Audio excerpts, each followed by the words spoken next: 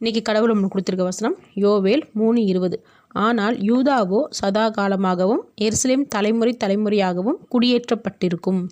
இந்த வசனத்தை கொண்டு கடவுள் நம்மகிட்ட என்ன சொல்கிறது பார்ப்போம். தேவன் எகிப்து நாட்டை சபித்து எகிப்து மக்களை தண்டனைக்குள்ளாக்குவேன்னு சொல்லியிருப்பார். அது என்ன காரணம்னா, யூதா மக்களை கொடுமைப்படுத்தி ரத்தம் சிந்த பண்ணி அழித்து போட்டிருப்பாங்க எகிப்தியர்கள்.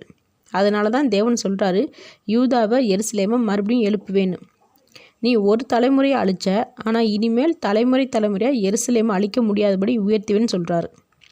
நமக்கும் எத்தனையோ பேர் துரோகம் செஞ்சோ, இல்லை நம்ம செய்யாத தப்புக்கு தண்டனை வாங்கி கொடுத்தோ, இல்லை எந்த நியாயமும் இல்லாத காரணத்தை வச்சு நம்மளுடைய வாழ்க்கையவோ சந்தோஷத்தையோ சில பேர் இழக்க பண்ணியிருக்கலாம். நம்ம ஒரு தடவை அவங்களால பாதிக்கப்பட்டிருக்கலாம்.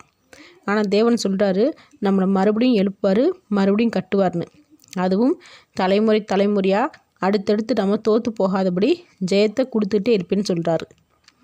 அப்போது நம்மளை தேவன் உயர்த்துகிற நாள் அன்னைக்கு நமக்கு கெடுதல் செஞ்சவங்க, துரோகம் செஞ்சவங்க, அநியாயமாக பழி சுமத்தினவங்க, இவங்க எல்லாத்தையுமே தேவன் நிச்சயமாக தண்டனை கொடுத்து அழிப்பேன்னு சொல்கிறார். என்றைக்குமே தேவன் நியாயத்தின் பக்கம் இருப்பார்ன்றதை நம்ம விசுவாசிப்போம். ஆமேன்.